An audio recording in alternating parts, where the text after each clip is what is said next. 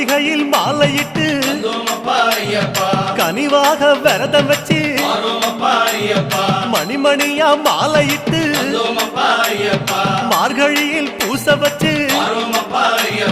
சபரிமலை பயணம் தானப்பா சாமி வழி துணையா வந்து சேரப்பா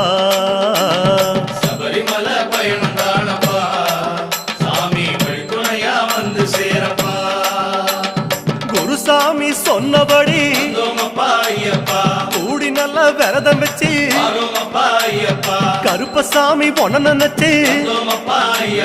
காலமால பூச வச்சு காந்தமல ஜோதியானவா எங்க காவலாக வந்து சேரப்பா காந்தமல ஜோதியானவா எங்க காவலாக வந்து சேரப்பா சந்நிதியில் கட்டுங்கட்டி